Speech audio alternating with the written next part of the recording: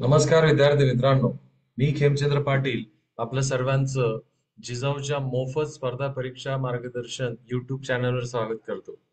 आपण 2024 मध्ये ज्या विविध जिल्ह्यांमध्ये पोलीस भरतीच्या परीक्षा झाल्या त्या परीक्षांमधला गणित आणि बुद्धिमत्ता या विषयातील प्रश्न विचारलेल्या प्रश्नांवर आपण चर्चा करतोय.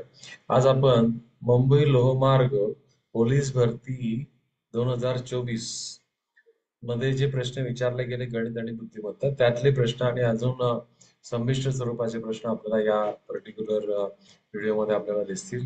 प्रत्येकाने चॅनलला लाईक करा, सबस्क्राईब करा. विद्यार्थी मित्रांनो, तुम्ही जर नवीन असाल तर बेल आयकन देखील दाबा, म्हणजे तुम्हाला रोज जे 4 ते 5 आपलं लाईव्ह सेशन होतं त्या लाईव्ह सेशनचं नोटिफिकेशन आपल्याला मिळत राहील. प्रत्येकाने सेशन लाईव्ह करा हा आग्रह माझा राहील, कारण लाईव्ह सेशन केल्यानंतर आपल्याला त्या ठिकाणी काही क्वेश्चन्स आपल्याला स्वतः सॉल्व्ह करता येतात आणि आपल्याला पुढे नाही रन करता येत तो व्हिडिओ. म्हणजे आपल्याला पूर्ण 1 तास आपल्याला त्याच्यामध्ये गुंतवून राहता येतं आणि सातत्य जर तुम्ही ठेवलं तर हे दोघी विषय आपले हक्काचे विषय होऊ शकतात. आपल्याला नक्की या ठिकाणी पैकीच्या पैकी मार्क मिळू शकतात, लक्षात घ्या. चला तर मग आज सुरू करू आपण. पहिला प्रश्न तुमच्या समोर आलाय. तर प्रश्न काय म्हणतोय बघा. दोन संख्यांचं गुणोत्तर 5 7 आहेत. प्रत्येक संख्यामध्ये जर 40 मिळवले असता त्यांचं गुणोत्तर 25 31 होतं. तर सर्वात लहान संख्या कोणती? आता बघा, एक शॉर्टकट पद्धत मी तुम्हाला सांगतोय. 5 7 असं गुणोत्तर संख्यांचं आहे, म्हणजे ही संख्या लहान असेल. ओके, कारण गुणोत्तराचं लहान पद आहे आणि ही संख्या मोठी असेल. तर माझी येणारी संख्या ही 5च्या पटीत यायला पाहिजे. मग 5च्या पटीत 84 नाहीये हा तुमचा पर्याय येणार नाही. आता समजा मी ही 60 संख्या जर घेतली तर याच्यामध्ये जर मी 40 मिळवले तर ती संख्या 25च्या पटीत जायला पाहिजे. कारण लहान संख्या नंतर 40 मिळवल्यानंतर 25च्या पटीत जात आहेत. 25 चोक 100, तुमचं उत्तर हेच असायला पाहिजे. कारण इतर संख्यांमध्ये जर तुम्ही 40 मिळवले, 80 अधिक 40 किती होतात? 120. 120 25च्या पटीमध्ये नाहीये म्हणून गेला. नंतर 90 मध्ये जर 40 मिळवले तर किती होतात? 130 होतात. पुन्हा 130 ला देखील 25 ने भाग जात नाही, म्हणून यामधली लहान संख्या तुमची आली 60. हा शॉर्टकट अशा पद्धतीने जर तुम्ही केलं तर तुमचं काम लवकर होऊ शकतं. दुसरी पद्धत बघा, मी असं मानेल की एक लहान संख्या 5x मानू आणि दुसरी संख्या 7x मानू. दोघांमध्ये आपण 40 मिळवले तर याच्यात पण 40 आणि याच्यात पण 40 मिळवले तर ते गुणोत्तर 25 31 होतं, म्हणजे 25/31 होतं. आता इथून जर हा प्रश्न सॉल्व्ह करायचा तर आपल्याला तिरकस गुणाकार करावा लागेल. तिरकस गुणाकार केल्यानंतर 31 कंसामध्ये 5x अधिक 40 ही एका पहिल्या ब्रॅकेटमध्ये, दुसऱ्या ब्रॅकेटमध्ये 25 कंसामध्ये 7x अधिक 40 असं असणार आहे. आणि हे संक्षिप्त रूप देऊन मग तुम्हाला x ची किंमत भेटेल. पण मी तुम्हाला या ठिकाणी विनंती करतो की प्रत्येकाने अशाच पहिल्या पद्धतीप्रमाणे प्रश्न सॉल्व्ह करण्याचा प्रयत्न करा. तुमचा प्रचंड वेळ वाचणार आहे. ओके, चला पुढचा प्रश्न आपल्या समोर आलेला आहे.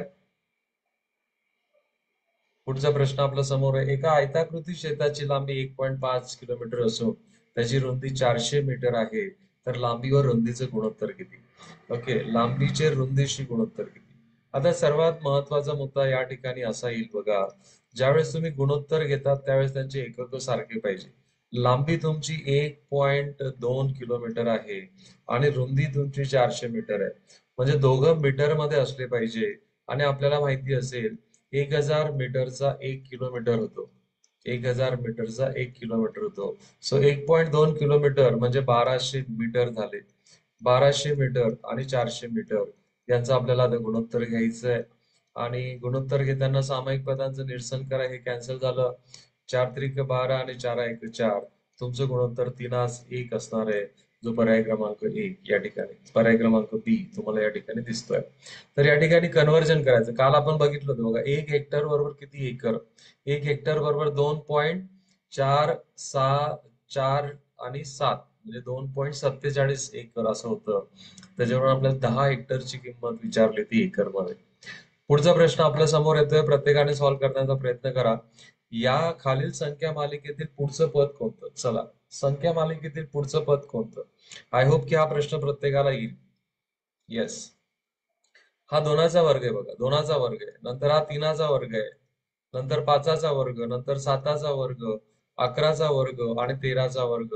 तर थोडस विचार करा, हा 2चा वर्गाने सुरुवात झाली आहे आणि इथं मध्ये 9 आला नाही, म्हणजे या मूळ संख्यांचा वर्ग आहे. तर आता 17चा वर्ग म्हणजे 289 तुमचं उत्तर आहे. 225 मध्ये फसू नका. बरेच विद्यार्थी 15चा वर्ग, 13 नंतर 15 असं त्या ठिकाणी घेतील, पण ह्या विषम संख्या नाहीये, ते मूळ संख्या आहेत. मूळ संख्यांच्या वर्गांच्या बाबतीत या ठिकाणी बोललं गेलंय. ओके, चला पुढचा प्रश्न आपल्या समोर आला आहे की खालील संख्या मालिकेमध्ये प्रश्नचिन्हाच्या जागी कोणती संख्या येईल किंवा कोणता अंक येईल. संख्याच म्हणायला पाहिजे, अंक नाही येणार. हा तुमचा 3चा घन आहे विद्यार्थी मित्रांनो, हा 5चा घन आहे, 125 5चा घन आहे, हा 7चा घन आहे, हा 9चा घन आहे. आता या ठिकाणी विषम संख्या आल्या, याच्यानंतर येणारी विषम संख्या 11 आहे. 11चा घन 1331 होतो. तुमचं उत्तर पर्याय क्रमांक सी असणार आहे. आपला उत्तर देण्याचा वेग तुमचा हा अशा प्रकारच्या प्रश्नांमध्ये प्रचंड वाढू शकतो जर तुमचे वर्गघन पाठ असतील तर. आणि मी तुम्हाला पहिल्याच दिवसापासून सांगतोय, जितके पण आपला आतापर्यंत जे व्हिडिओ सेशन झाले त्याच्यामध्ये मी तुम्हाला सांगत आलोय की तुम्हाला जर चांगलं काम करायचं असेल, चांगलं काम जर करायचं असेल तर आपल्याला वर्ग घन पाढे यांची तयारी केलीच पाहिजे, त्याच्याशिवाय नाही होणार. वर्ग घन पाढे यांची तयारी तुम्ही केलीच पाहिजे. चला पुढचा प्रश्न आपल्या समोर येतोय, प्रत्येकाने मला उत्तर देण्याचा प्रयत्न करा. चला,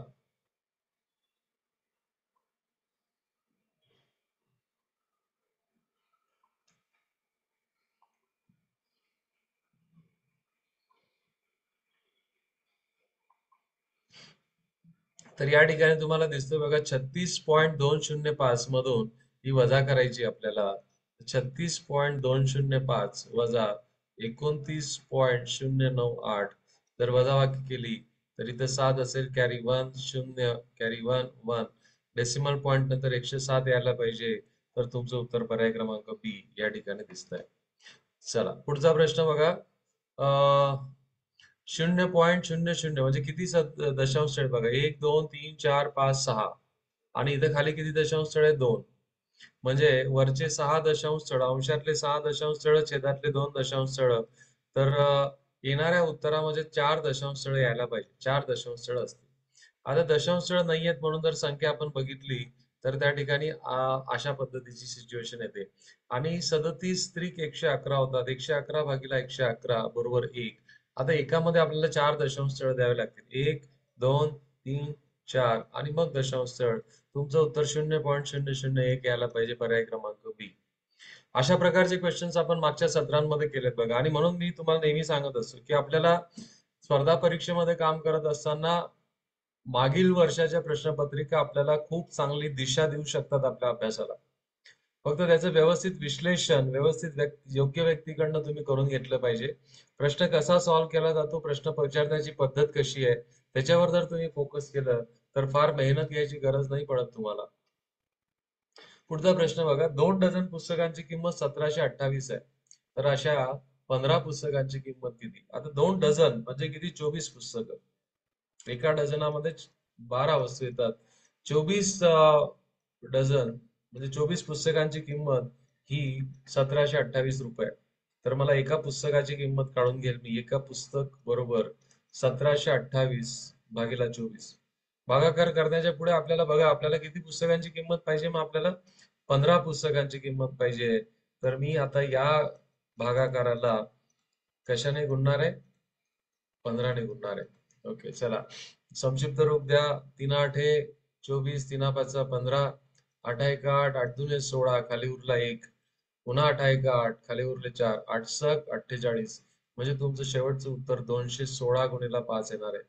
216 गुणिला 5 करून टाका, 1080 रुपये तुमच्या 15 पुस्तकांची किंमत येणार आहे, पर्याय क्रमांक ए. जितकं साधं सोपं सरळ ठेवता येईल तेवढं ठेवण्याचा प्रयत्न करा. चला पुढचा प्रश्न आपल्या समोर आलाय. 10 मजूर रोज एक काम 12 दिवसात पूर्ण करतात, तर तेच काम 20 मजूर रोज 9 तास काम करून किती दिवसात पूर्ण करतील. तर या ठिकाणी तेच काम असं शब्द प्रयोग आलाय, तेच काम. म्हणजे आपलं सूत्र होतं M1 D1 T1 बरोबर M2 D2 T2. M2 D2 T2. तर टाका मग किमती. पहिल्या गटामध्ये किती मजूर होते, पहिल्या गटामध्ये 10 मजूर होते, किती दिवसात काम पूर्ण करतायत, 12, आणि किती तास काम केलंय, 6. दुसऱ्या गटात 20 मजूर आहेत, किती दिवसात काम करतात आपल्याला काढायचंय, आणि रोज 9 तास काम करतायत. सेम अशाच पद्धतीचा प्रश्न मागच्या पोलीस भरतीच्या परीक्षांमध्ये तुम्हाला आपण डिस्कस केलेला आढळेल. ओके, भागीला 20 गुणिला 9 करून टाका. शून्य शून्य कॅन्सल झाला. बेक बे, बेत्रिक 6, तीन एक 3, तीन त्रिक 9, 12/3 म्हणजेच किती 4 दिवस. तर 20 मजुरांना रोज 9 तास काम करून ते काम पूर्ण करण्यासाठी 4 दिवसांचा कालावधी लागेल. तुमचं पर्याय क्रमांक डी उत्तर या ठिकाणी आहे. ओके, आतापर्यंतचं सेशन तुम्हाला आवडलं असेल तर चॅनलला लाईक करा, सबस्क्राईब करा आणि जास्तीत जास्त विद्यार्थ्यांपर्यंत शेअर करा विद्यार्थी मित्रांनो. Because sharing is caring my dear friends. Yes.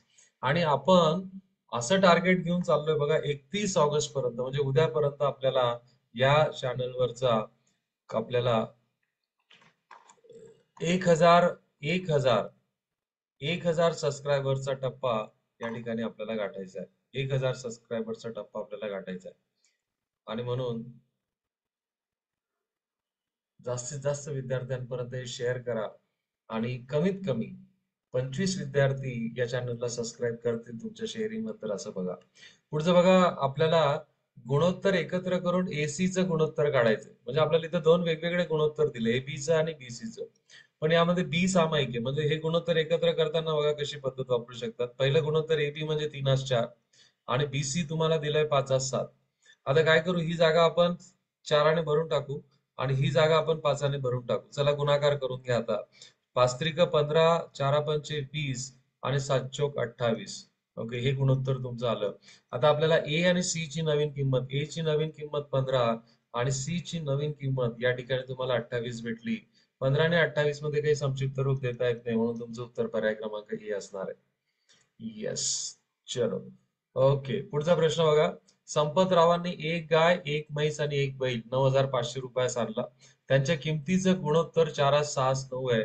तर म्हशीची किंमत किती? ओके, आता म्हशीची किंमत बघा 6च्या पटीमध्ये असायला पाहिजे आणि याच्यावरून तुमचं उत्तर येऊन जाईल बघा. गाय, म्हैस आणि बैल, ओके, यांच्या किमतीचे गुणोत्तर 4:6:9 म्हणजे म्हशीची किंमत 6च्या पटीमध्ये पाहिजे आणि 6च्या पटीमध्ये असणाऱ्या दोन किमती याच्यामध्ये तुम्हाला दिसत आहे. 4,000ला 6ने भाग जात नाही, 3500ला पण देखील 6ने भाग जात नाही. दोन किमती तुमच्याकडे या ठिकाणी आहेत. म्हणून आपल्याला जर पूर्ण उत्तर काढायचं असेल बघा, एकत्रित किंमत यांची किती आहे? 9,500. चला बेरीज करून घ्यायची. यांची जर बेरीज केली तर 19 येते. याला 19ने भागा. 19ने जर भागितलं तर 19×5 = 95 म्हणजे गुणोत्तरातल्या एका भागाची किंमत 500 रुपये आली. मग आपल्याला म्हैसची किंमत काढायची आहे. तर म्हशीसाठी 6 भाग गुणिला 500 म्हणजे 6×5 = 30. तर एका म्हशीची किंमत ही 3,000 रुपये येणार आहे. पर्याय क्रमांक बी तुमचा असणार आहे. गाईची जर किंमत सांगितली असती आपल्याला तर 500 गुणिला 4 आपण केलं असतं. बैलची किंमत सांगितली असती तर आपण 500 गुणिला 9 त्या ठिकाणी केलं असतं. ओके, चला पुढचा प्रश्न आपल्या समोर आलाय, प्रत्येकाने करण्याचा प्रयत्न करा. आई आणि तिची मुलगी यांच्या आजच्या वयांची बेरीज 66 आहे. 12 वर्षानंतर त्यांच्या वयांचे गुणोत्तर 2:1 होईल. तर त्या आईचे आजचे वय काढा. ओके, 12 वर्षानंतर, आता बघा 12 वर्षानंतर आई आणि मुलगी यांचे वयाचे गुणोत्तर 2:1 आहे. म्हणजे मग त्यांचं 12 वर्षानंतरचं वय आपण 2x आणि x मानून घेऊ. याच्यावरून आपल्याला आजचे वय काढता येईल. त्यांचे आजची वय 12 वर्षानंतरचं हे दिलंय, म्हणून आजचं काढण्यासाठी दोघांच्या वयांमधून 12 वजा करून टाका. आणि आज त्यांच्या वयांची बेरीज आपल्याला 66 दिली आहे. दोघांची बेरीज 66 आहे. चला मग करा. 2x अधिक x किती झाले? 3x वजा 12 वजा 12 वजा 24 बरोबर या ठिकाणी 66. सो 3x बरोबर 66 अधिक 24 आणि 66 अधिक 24 किती होतात? 90 होतात. म्हणून या ठिकाणाहून x ची किंमत तुम्हाला भेटली 90/3 बरोबर 30. x ची किंमत जर 30 भेटली तर आईचे आजचे वय किती आहे? आईचं आजचं वय 2x वजा 12 एवढं आहे. सो 30 दुने 60, 60 वजा 12 तुमचं उत्तर किती यायला पाहिजे? 48 वर्ष. आईचं वय हे 48 वर्ष आहे. मुलीचं वय विचारलं असतं तर मुलीचं वय आजचं वय हे 30 वर्ष आलं असतं. 30 वर्ष. आता बघा, आईचं आजचं वय 48, मुलीचं आजचं वय 30 वर्ष. ओके, ठीक आहे. नाही, हे 12 वर्षापूर्वीच आहे. मुलीचं आजचं वय आलं असतं 18 वर्ष. 12 वर्षानंतर काय होईल? यांचं वय 60 वर्ष होईल, हिचं वय 30 वर्ष होईल. 2:1 गुणोत्तर आपल्याला त्या ठिकाणी मिळत आहे. पुढचा प्रश्न बघा. चार क्रमागत समसंख्यांची सरासरी 35 आहे, तर त्या सर्वात लहान संख्या कोणती? चार क्रमागत समसंख्या आहेत बघा, त्यांची सरासरी 35 आहे. याच्यावरून तुम्हाला मधली संख्या बघा काढता येईल.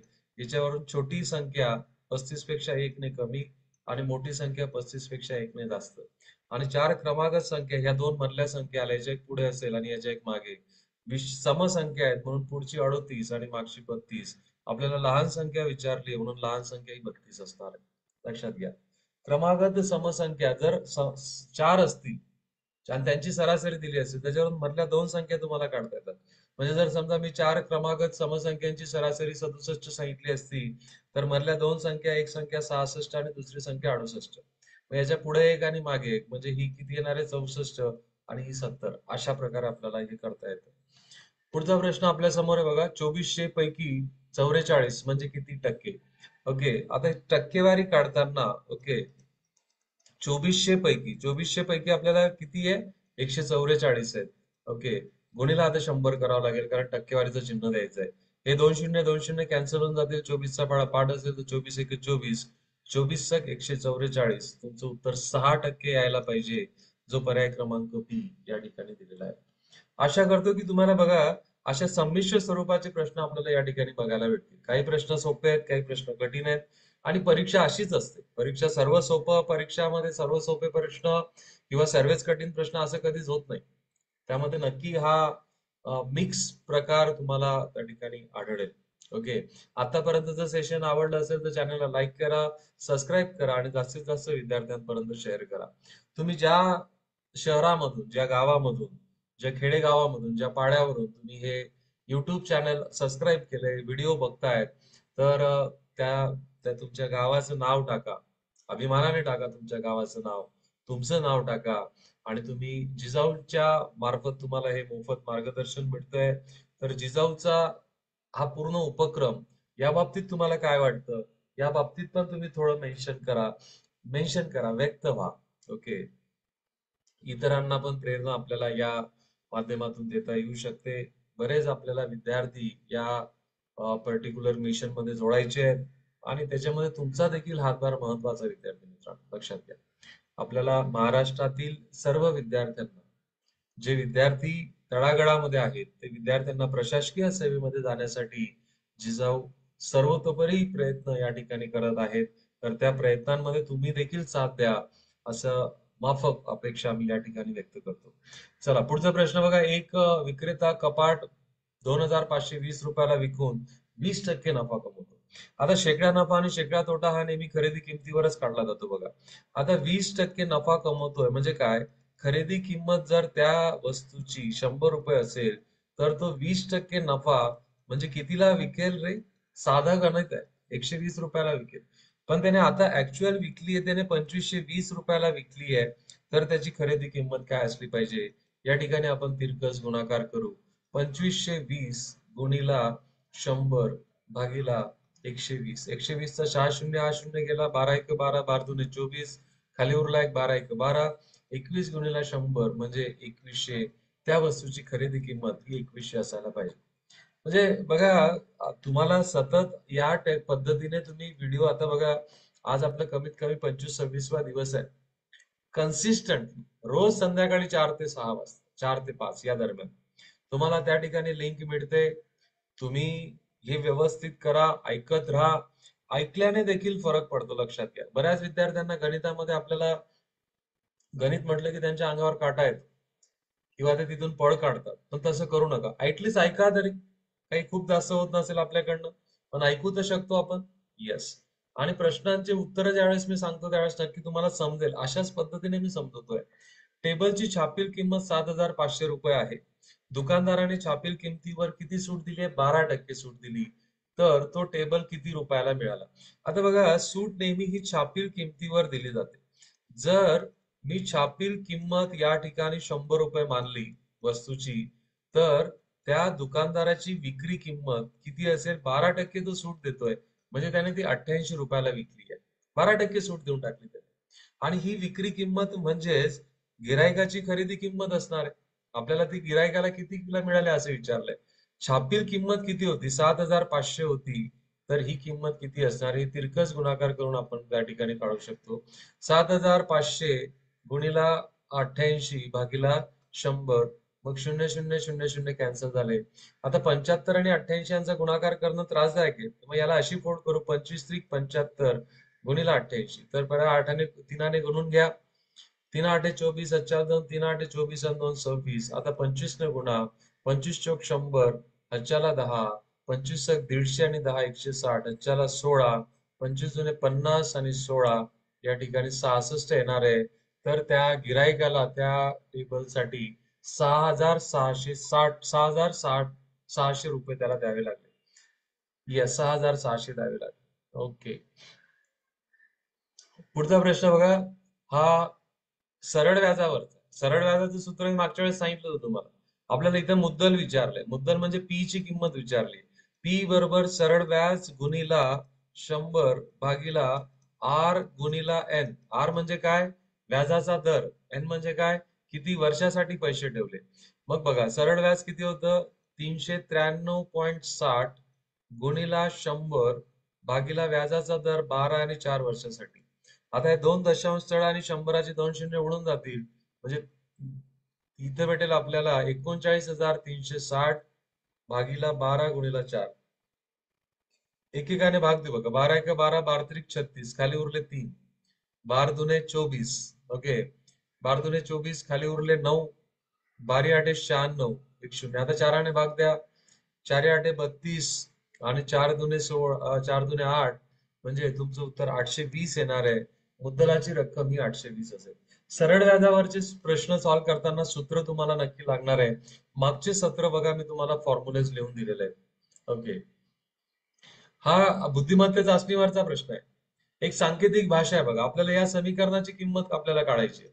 पण ती समीकरणाची किंमत काढताना त्यामध्ये जे चिन्ह दिले ते तसे वापरायचे नाहीयेत, त्यांचा बदल करायचा. वजाबाकीला भागितलं म्हटलं बघा. आता मी पहिल्यांदा ह्या सर्व किमती लिहून घेतो आणि मग चिन्ह बदल करू आपण. आता भागाकाराच्या ऐवजी काय म्हटलंय? भागाकार म्हणजे बेरीज. गुणाकाराला काय म्हटलंय? ओके, गुणाकार म्हणजे वजाबाकी. नंतर बेरजेला काय म्हटलंय? बेरीज म्हणजे गुणिले, वजाबाकी म्हणजे काय? भागिले. आणि आता बोर्डमासचा नियम वापरावा लागेल आपल्याला. बोर्डमासच्या नियमामध्ये भागाकार पहिल्यांदा, नंतर गुणाकार, नंतर बेरीज, नंतर वजाबाकी. तर भागाकार करून टाका मग पहिल्यांदा. 75 अधिक 17 वजा 29 गुणिला या ठिकाणी 3 येऊन गेलं, 21 त्रिक 63. आता गुणाकार करून टाका. 75 अधिक 17 29 त्रिक 87 होतात. आता बेरीज करून टाका. ह्या दोघांची जर बेरीज केली तर 92 वजा 87, 92 वजा 87 केली तर तुमचं उत्तर 5 येणार आहे, जो पर्याय क्रमांक 1 या ठिकाणी. तर या प्रकारच्या प्रश्नांमध्ये पहिल्यांदा आपल्याला दिलेले जे चिन्ह आहेत त्याप्रमाणे बदल करायचा आहे आणि मग आपल्याला बोर्डमासचा नियम वापरायचा आहे. चला, पुढचा प्रश्न बघा. हा वयांमध्ये वयवारीवरचा प्रश्न आहे. मेघाचे वय रीताच्या वयाच्या दुपटीपेक्षा 2 ने जास्त आहे. कल्पनाचे वय मेघाच्या वयापेक्षा 5 ने जास्त आहे. कल्पनाचे वय 5 वर्षानंतर 30 वर्ष होईल. मग कल्पनाचे वय बघा, इथून प्रॉब्लेम सुरू करू आपण. कल्पनाचे वय 5 वर्षानंतर 30 होईल, म्हणजे त्याचं आजचं वय 25 वर्ष आहे. ओ यस, 25 वर्ष. मग आता कल्पनाचे वय मेघाच्या वयापेक्षा 5 ने जास्त आहे, म्हणजे मग मेघाचे वय हे 20 वर्ष यायला पाहिजे, कारण कल्पनाचं वय मेघाच्या वयापेक्षा 5 ने जास्त आहे. आता मेघाचे वय रीताच्या वयाच्या दुपटीपेक्षा 2 ने जास्त आहे. ओके, म्हणजे रीताचं वय या ठिकाणी 9 वर्ष येऊन जाईल. 9ची दुप्पट किती होईल? 18. 18 पेक्षा 2 ने जास्त म्हणजे 20. तर आपल्याला रीताचं वय विचारलंय. रीताचं वय 9 वर्ष येणारे विद्यार्थी मित्रांनो पर्याय क्रमांक. म्हणजे खूप काही एक्स माना, वाय माना, नंतर समीकरण तयार करा. ह्या भानगडीत कमीत कमी पळा. या भानगडीत कमीत कमी पळा, म्हणजे तुमचा वेळ वाचेल, प्रचंड आत्मविश्वास वाढेल आणि आपले उत्तर बरोबर यायला लागतील. ओके, चला पुढचा प्रश्न. 7 क्रमवार विषम संख्यांची सरासरी. क्रमवार विषम संख्यांची आणि 7 आहेत बघा, म्हणजे नक्की 17 ही मधली संख्या असली पाहिजे. मग ही 17 मधली संख्या असेल तर याच्या पुढे 3 संख्या आहेत आणि मागे पण 3 संख्या आहेत आणि क्रमवार विषम आहेत, म्हणजे मागची 15, 13, 11 असेल, पुढच्या काय असतील? 19 असेल, 21 असेल, 23 असेल, झाल्या 7. आपल्याला मोठी संख्या विचारली आहे, सर्वात मोठी संख्या 23. इतकं सोपं आहे. ऑलरेडी आपण एक असा प्रकारचा प्रश्न सॉल्व्ह केला जिथं 4 संख्या दिल्या होत्या. ओके. विषम संख्यांची संख्या जर विषम असेल तर बरोबर मधली संख्या ही सरासरी असते. पुढचा प्रश्न हा नातेसंबंधांवरचा आहे. सुरेशची आई त्याच्या मामाची एकुलती एक बहीण आहे. सुरेशची आई मामाची बहीण म्हणजे आपली आई. येस. तर सुरेशच्या मामाच्या बहिणीच्या मुलीच्या मुलाशी सुरेशचे नातं काय? मुलीच्या मुलाशी. आता बघा, सुरेशच्या मामाची बहीण म्हणजे सुरेशची आई, कारण सुरेशच्या मामाला एकुलती एकच बहीण आहे म्हणजे सुरेशची आई आहे. आणि आईची मुलगी म्हणजे काय? बहीण. आणि बहिणीचा मुलगा म्हणजे काय? भाचा. तर तुमचं उत्तर पर्याय क्रमांक ए असणार आहे. पर्याय क्रमांक ए तुमचं उत्तर असणार आहे. नेहमी बघा, तुम्ही ज्यावेळेस नातेसंबंधांवरचे प्रश्न सॉल्व्ह करतात तेव्हा त्या सिच्युएशन मध्ये स्वतःला टाका, स्वतःशी संबंध जुळवण्याचा प्रयत्न करा, उत्तर लवकर येईल. पुढचा प्रश्न बघा, पुन्हा तुमचा सरासरीवरचा आहे. एका कुटुंबातील पती व पत्नी यांचे सरासरी वय 36 वर्ष आहे. म्हणजे आपण असं लिहू, पती अधिक पत्नी यांचं सरासरी वय 36 वर्ष म्हणजे एकूण वर्ष त्यांचं झालं 72. आणि त्यांच्या मुलासह त्यांचं सरासरी वय म्हणजे मुलगा अधिक पती अधिक पत्नी यांचं वय ची सरासरी 27 आहे. तर त्या 27 ला आपल्याला 3 ने गुणावं लागेल तर ते 81 होईल. इथं आपण 36 ला 2 ने का गुणलं होतं? कारण या गटामध्ये 2 व्यक्ती होते.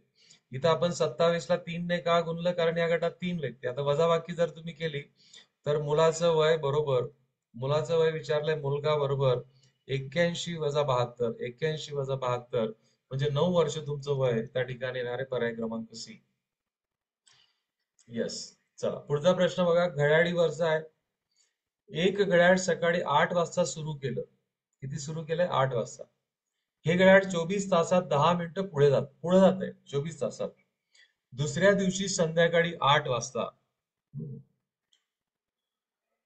दुसऱ्या दिवशी संध्याकाळी 8 वाजता वाजेची त्या घड्याळीत दुसऱ्या दिवशी संध्याकाळी 8 वाजता वेळ दर्शवत होता, तेव्हाची खरी वेळ काय असेल? पुढे जाते. ओके. मग आता बघा, आज सकाळी सकाळी 8 ते उद्या संध्याकाळ 8 याच्यामध्ये एकूण किती तास होतील विद्यार्थी मित्रांनो? म्हणजे आज सकाळ 8 ते उद्या सकाळ 8 24 तास झाले. आणि उद्या सकाळ 8 ते संध्याकाळ 8 पर्यंत या ठिकाणी 12 तास म्हणजे 36 तासांचा वेळ झाला. मग 24 तासांमध्ये हे घड्याळ 10 मिनिटं पुढे जात आहे, 10 मिनिटे पुढे जात आहे. तर 12 तासांमध्ये ते किती पुढे जात असेल? 5 मिनिटे पुढे जात असेल. 5 मिनिटे पुढे. म्हणजे एकत्रित आपण त्या ठिकाणी काय म्हणू शकतो की 36 तासांमध्ये हे घड्याळ 15 मिनिटे पुढे गेले. 15 मिनिटे पुढे गेले म्हणजे त्याने दाखवलेली खरी वेळ कितीची असेल? 8:15 असेल. ती 36 तासांमध्ये तो 15 मिनिटं त्या ठिकाणी पुढे जाणार आहे. ओके. चला पुढचा प्रश्न आपल्याला आलाय समोर. सुंदर प्रश्न आहे बघा, सांकेतिक भाषावरचा प्रश्न आहे. तोंडाला डोके म्हटलं, डोक्याला चेहरा म्हटलं, चेहऱ्याला कान म्हटले, कानाला लगाम म्हटले, लगामाला हात म्हटले, हाताला काम म्हटले, तर कर्णफुले कशास घालतात? कर्णफुले कानात घालतात, पण कानाला काय म्हटलं जाते? लगाम. म्हणून तुमचं उत्तर पर्याय क्रमांक सी असणार आहे. तुमचं उत्तर पर्याय क्रमांक सी असणार आहे. आय होप की तुम्हाला हे समजतंय. आतापर्यंत जर सेशन तुम्हाला आवडलं असेल तर चॅनलला लाईक करा, सबस्क्राईब करा आणि जास्तीत जास्त विद्यार्थ्यांपर्यंत शेअर करा विद्यार्थी मित्रांनो. पुढचा प्रश्न बघा, जर 7 व्यक्ती एखादे काम 12 दिवसात पूर्ण करत असतील तर सदर कामाच्या दुप्पट काम, लक्षात घ्या, 8 दिवसात संपवण्यासाठी, इथं 8 दिलेला आहे, शब्दांमध्ये दिलेला आहे, अतिरिक्त किती व्यक्ती लागतील? आता या ठिकाणी फॉर्म्युला यूज काय होईल बघा. M1 D1 upon W1 is equal to M2 D2 upon W2. मागच्या प्रश्नांमध्ये जर तुम्ही बघितलं असेल, आपल्याला तेच काम असा शब्द प्रयोग झाला होता. म्हणून आपण फक्त M1 D1 T1 is equal to M2 D2 T2 घेतलं होतं. पण इथं पहिल्या कामाच्या दुप्पट काम करायचंय. पहिल्या गटात किती व्यक्ती होते? 7. त्यांना 12 दिवस लागतात ते एक काम पूर्ण करतायत.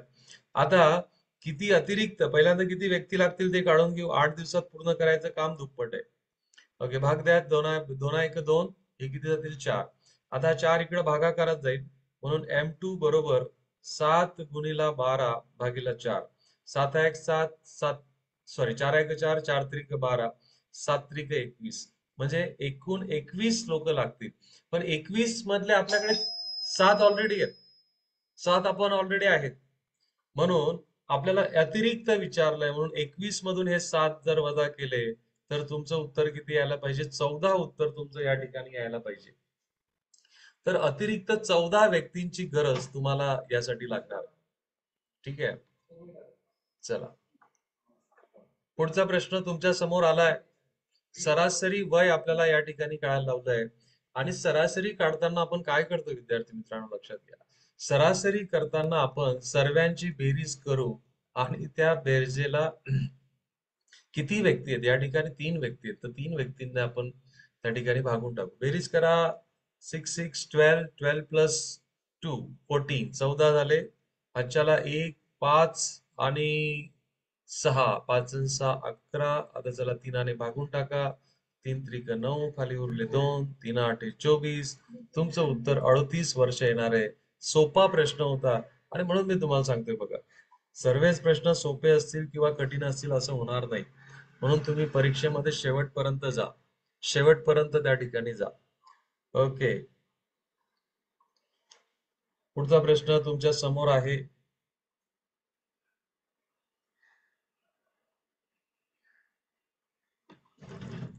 चला उत्तर देण्याचा प्रयत्न करा. एका व्यक्तीचे मासिक उत्पन्न 12% तो बचत करतो. मासिक उत्पन्नाच्या 12% बचत करतो आणि त्याचे मासिक खर्च हा तुमचा 19,360 आहे. आता बघा, 100% समजा त्याचा जर पगार असेल, पगार जर 100% असेल, तर तो खर्च बचत किती करतोय? बचत किती करतोय? 12% बचत करतोय. म्हणजे उरलेला 88% भाग तो काय करतोय? खर्च करतोय. हे फार महत्वाचं आहे. म्हणजे आपण असं म्हणू शकतो बघा, आता 88% रक्कम बरोबर 19,360, तर त्याचा पूर्ण पगार 100% बरोबर किती? आणि हे काढण्यासाठी आपल्याला तिरकस गुणाकार करावा लागेल. 19,360 गुणिला 100 भागीला 88. 11 भाग द्या. 11 8 88, 11 1 11, खाली उरले 8, 11 7 77, खाली उरले 6, 11 66 आणि 1 0 जसाच तसा. 8 1 8, 8 2 16, खाली उरला 1, 8 2 16, 1 0 घेतला. 220 गुणिला 100 म्हणजे 22,000 त्याचं इन्कम असायला पाहिजे. तुमचं उत्तर पर्याय क्रमांक B. शेकडेवारीवरचा प्रश्न आहे. साधा विचार केला बघा, पण पगाराचे 2च भाग होतात, खर्च आणि बचत. मग 12% त्याने जर बचत केली आहे, तर नक्की 88% त्याच्याकडनं खर्च झालाय. मग 88% जर खर्च होतोय, तर डेफिनेटली त्याच्यामध्ये 88%ची रक्कम म्हणजे 19,360 असायला पाहिजे. आणि आपला प्रश्न त्या ठिकाणी सॉल्व्ह झाला. पुढचा प्रश्न बघा, हा बैठक व्यवस्थेवरचा आहे. बैठक व्यवस्थेवरचा आहे. 5 मुले रांगेत बसली आहे. 5 मुलं रांगेत बसली आहे. आता बघा, या ठिकाणी रांगेत बसलेल्या व्यक्तींचं तोंड कोणत्या दिशेला हे दिलेलं नाहीये. तर अशा वेळेस ते उत्तरेकडे तोंड करून बसले असं माना. अमोल धीरजच्या उजव्या बाजूला आणि निलेशच्या सॉरी, अमोल धीरजच्या डाव्या बाजूला. म्हणजे हा धीरज आहे. धीरजची डावी बाजू ही आहे, म्हणजे ही डावी बाजू असेल बघा जेव्हा तुम्ही उत्तरेकडे फेस करू नये तेव्हा, आणि ही उजवी बाजू आहे. धीरजच्या डाव्या बाजूला अमोल अमोल धीरजच्या डाव्या बाजूला व निलेशच्या उजव्या बाजूला बसलाय, म्हणजे निलेशच्या उजव्या बाजूला या ठिकाणी असं. रोशन हा निलेशच्या डावीकडे मात्र योगेशच्या उजवीकडे, म्हणजे हा रोशन निलेशच्या डावीकडे मात्र योगेशच्या उजवीकडे बसलाय, म्हणजे इथे योगेश. तर अशा पद्धतीने आपले 5 लोकांची अरेंजमेंट होऊन गेली. तर सर्वात कडेच्या बाजूला बसलेले कोण? सर्वात कडेच्या बाजूला बसलेले एक योगेश आहे आणि दुसरा धीरज आहे. तुमचं उत्तर पर्याय क्रमांक ए त्या ठिकाणी असणार आहे. बैठक व्यवस्थेवर देखील प्रश्न विचारले जातात. काही कठीण स्वरूपाचे प्रश्न आपण छत्रपती संभाजीनगर यांच्या पोलीस भरतीच्या परीक्षेमध्ये विचारले गेले होते, ते आपण मागच्या सत्रामध्ये बघितले. हा प्रश्न आता बघा तुम्हाला दिसतोय, हा प्रश्न कॅलेंडरवरचा आहे. आज मंगळवार आहे, तर आजपासून 62 दिवसानंतर कोणता वार येईल? तर आता याच्यामध्ये जास्तीचे दिवस काढायचे असतात बघा. जास्तीचे दिवस काढताना आपल्याला दिलेल्या दिवसांच्या संख्येला आपल्याला 7ने भागायचं असतं. 7ने का भागायचं असतं? कारण आठवड्यामध्ये 7 दिवस असतात आणि या भागाकारामध्ये येणारी बाकी शोधा. 7 56, मग बाकी किती उरते? 7 जर घेतले तर बाकी 6 उरते. म्हणजे जो आपल्याला आज वार दिलाय त्याच्या 6 दिवस पुढे आपल्याला जायचंय आणि एखाद्या वारच्या 6 दिवस पुढे म्हणजेच एक दिवस मागे तुमचं उत्तर सोमवार येणार आहे, जो पर्याय क्रमांक ए या ठिकाणी दिसतोय. तर आज जर मंगळवार असेल तर आज नंतर 62 दिवसांनी सोमवार असणार आहे विद्यार्थी मित्रांनो. पुढचा प्रश्न हा घड्याळीवरचा आहे. घड्याळातील 2 काट्यांमधील कोण हा किती वाजता सर्वाधिक असतो? आता बघा, शून्य मापाचा कोण देखील बनतो. शून्य मापाचा कोण जसं 12 वाजता बनतो बघा. 90 मापाचा कोण देखील बनतो, तो 3 वाजता बनतो किंवा 9 वाजता बनतो. आणि 180 मापाचा कोण बनतो, तो बनतो 6 वाजता. म्हणजे 6 वाजता घड्याळीचे काटे हे परस्पर विरुद्ध दिशेला असतात. 180 अंशाचा सर्वाधिक कोण हा 6 वाजता बनतो, म्हणून तुमचं उत्तर पर्याय क्रमांक बी असणार आहे. पुढचा प्रश्न बघा, आपल्याला नफ्या तोट्यावरचा हा प्रश्न आहे. नफा तोट्यावरचा प्रश्न आहे, प्रत्येकाने करण्याचा प्रयत्न करा. नफा तोटा कसा काढतो बघा. एखाद्या व्यवहारात नफा झालाय की तोटा झालाय, आपण त्याच्या खरेदी किमतीत आणि विक्री किमतीवरून करतो. एक सायकल 1960 रुपयाला मध्ये विकत घेऊन 1862 रुपयामध्ये दिली आहे. म्हणजे खरेदी किंमत 1960 रुपये होती आणि विक्री किंमत किती होती? 1862. म्हणजे तोटा झालाय किती रुपयांचा? तोटा झालाय किती रुपयांचा? तोटा झालाय 98 रुपयांचा तोटा झालाय. 98 रुपयांचा तोटा होतोय किती रुपयाच्या खरेदीवर? 1960 रुपयाच्या खरेदीवर. त्याला संक्षिप्त रूप हा 00 गेला. 98 एक 98, 98 दुने 196 होता, दुप्पट आहे. जे 10 भागीला 2 म्हणजे किती? 5%.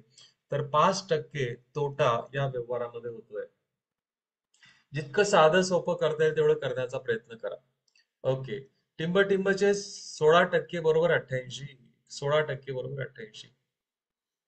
आता आपण असं म्हणू, एक्स चे 16, एक्स म्हणजे म्हणजे गुणाकार, 16 भागीला 100 बरोबर 88. मग एक्स ची किंमत काढण्यासाठी काय होणार तुमचं? 88 गुणिला 100 भागीला 16. भाग द्या, 16 एक 16, 16 पंचे 80. का वरून घेतला 8 भाग जात नाही, 16 पंचे 80. सो 5.5 गुणिला 100 म्हणजे 550 तुमचं उत्तर येणार आहे. पर्याय क्रमांक ए या ठिकाणी उत्तर असणार. ओके. पुढचा प्रश्न बघा, संख्यामाला आपल्याला पूर्ण करायची आहे. 3 नंतर 2, 2, 3, 8, 35. विचित्र संख्यामाला आहे. विचित्र संख्यामाला या ठिकाणी दिसते आपल्याला. ओके. तर जर यांच्यामधली जर याच्यामध्ये तर वजाबाकी केली, 1 वजा झाला, नंतर 0 मिळवला गेला, नंतर 1 मिळवला गेला, नंतर 5 मिळवले गेले, नंतर याच्यामध्ये 27 मिळवले गेले. तर फार वेगळ्या पद्धतीचं लॉजिक यामध्ये एक्सपेक्टेड आहे.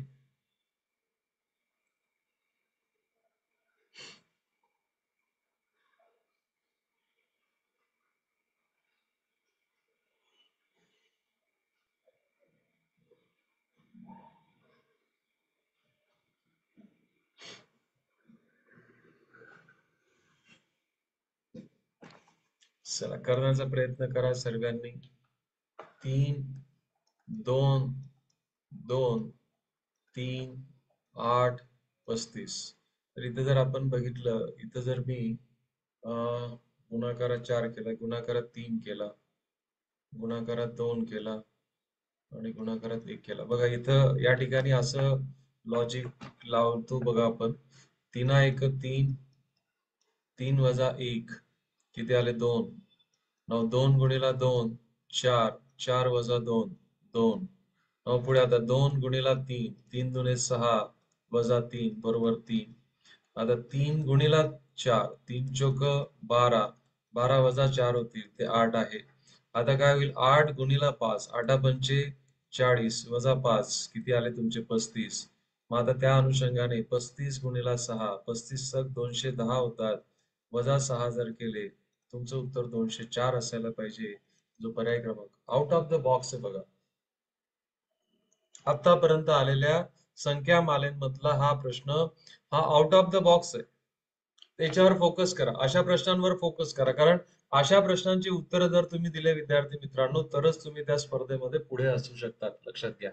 कारण फारच बोटावर मोजण्या इतके विद्यार्थी या प्रश्नांची उत्तर देणार आहेत. ओके चला, यांची सरासरी काढा असं म्हटलंय. सरासरी काढायची असेल तर आपल्याला सर्वांची बेरीज करावी लागते. बेरीज करताना बघा 55 आणि 55 किती झाले 110, 26 आणि 14 किती झाले 40, म्हणजे यांची बेरीज होऊन गेली 150. आता हे 60 आणि हे 80 म्हणजे किती झाले ते 140, म्हणजे 290. तुम्ही पण बेरीज करा, 9 आणि 7 किती झाले 16, म्हणजे 306 बेरीज होते सर्वांची. किती संख्या आहेत 6, 6 पंचे 30, 6 एक 6, तुमचं उत्तर 51 त्या ठिकाणी आहे. जितकं सोपं असेल तितकं करण्याचा प्रयत्न करा आणि हा वेग मेंटेन करा. वेग मेंटेन, तुम्ही म्हणाल खूप जोरात झालं सर, स्पीडली झालं, होऊ दे, पण आपल्याला या ठिकाणी थोडस स्पीडली करावं लागणार आहे. ओके, पुढचा प्रश्न हा संख्या मालिकेवरचा आहे पुन्हा. ओळखीच्या संख्या दिसतात, संख्या मालिकेवरचा आहे, ओळखीच्या संख्यात बघा. 1 गुणिला 3 केलं तर काय वाटतंय 3, 3 गुणिला 3 केलं तर 3 त्रिक 9, 9 गुणिला 3 केलं तर 9 त्रिक 27, 27 गुणिला 3 केलं तर 81. आता 81 गुणिला 3 केलं तर 243 तुमचं उत्तर यायला पाहिजे, जो पर्याय क्रमांक बी या ठिकाणी दिसतोय. हा साधा प्रश्न होता, मागच्या संख्या मालिकेच्या कम्पॅरेटिव्हली हा सोपा प्रश्न होता. पुढचा प्रश्न बघा, हा समान संबंधांवरचा आहे. आता काही वेळेस तुम्हाला या परीक्षेमध्ये तुमचं जीके देखील चेक केलं जातं. जीके देखील चेक केलं जातं विद्यार्थी मित्रांनो. गांधीनगर गुजरात, गांधीनगर ही गुजरातची राजधानी आहे. मग मध्य प्रदेशची राजधानी कोणती आहे? मध्य प्रदेशची राजधानी भोपाळ आहे विद्यार्थी मित्रांनो. पहिलाच पर्याय तुम्हाला इंदोर देऊन तुम्हाला भुसकाळात टाकण्याचा प्रयत्न केला गेला आहे, म्हणून कमीत कमी शेजारी राष्ट्र म्हणजे भारतातल्या सर्व राज्यांच्या राजधान्या तुम्हाला माहितीच पाहिजे.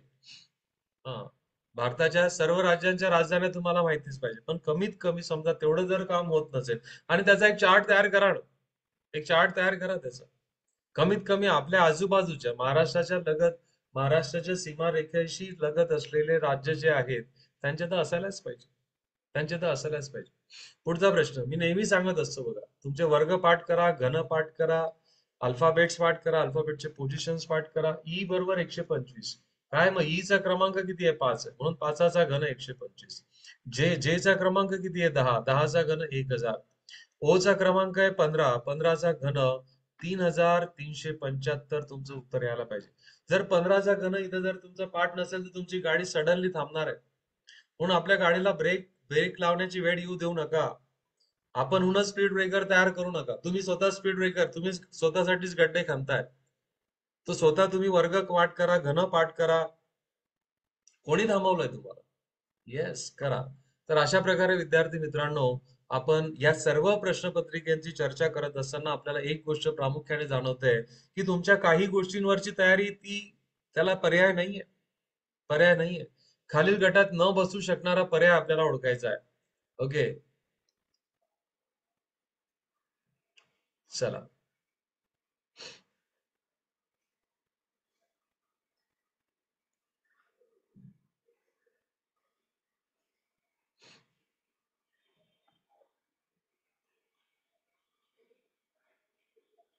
17 6, 14 7, 15 4 आणि 81 5 गटात न बसणारा पर्याय आपल्याला ओळखायचा आहे.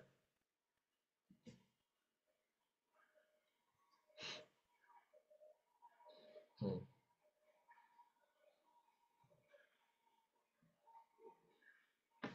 तर बघा, 6 दुने 12 केले, 12 अधिक 5 इथं आहे. इथं ते एक्झॅक्ट 6, 7 दुने 14 आहेत. नंतर 4 4 दुने 8, 8 आणि 7 केलेत, 8 आणि 7 15, आणि इथं तर फारच आहे, 16 गुणीला केलेत आणि मग एक मिळवलाय. 16 गुणिला केला आणि मग 1 मिळवलाय. ओके, मग काहीतरी वेगळं लॉजिक असेल बघा. याच्यामधली जर वाढ बघितली ती 9ची आहे, याच्यातली वाढ बघितली ती 9ची आहे, आणि यांच्यामधली जर वाढ बघितली तर ती 76ची आहे, आणि याच्यातली वाढ बघितली तर ती 7ची आहे. हम्म. याच्यातली पण वाढ 9ची होती. 11ची, याच्यातली वाढ 11ची आहे, याच्यातली वाढ 76ची आहे. तर गटात न बसणारा जर आपल्याला ओळखायचा असेल तर हा असेल, म्हणजे 14च्या निम्मे 7 होते. बाकीच्या ठिकाणी तसं काही पर्याय आपल्याला दिसत नाहीये, म्हणून इथं बी तुमचं उत्तर असणार आहे. तर अशा प्रकारे विद्यार्थी मित्रांनो, आज आपण हा एक पुन्हा एक नवीन पेपर या ठिकाणी आपण चर्चा केलेली आहे. तर आतापर्यंत आपले कमीत कमी 5 ते 6 पेपर या ठिकाणी डिस्कस झालेले आहेत. तर मी पुन्हा विनंती करतोय सर्वांना की चॅनलला लाईक करा, सबस्क्राईब करा, जास्तीत जास्त विद्यार्थ्यांपर्यंत शेअर करा. रोज संध्याकाळी 4 ते 5 या दरम्यान ह्या लाईव्ह सेशनला तुम्ही अटेंड करा. समजा लाईव्ह सेशन तुमच्याकडून अटेंड होत नसेल तर नक्की याचा व्हिडिओ तरी बघा. ओके, चलो, thank you very much, bye bye, happy learning, have a nice day.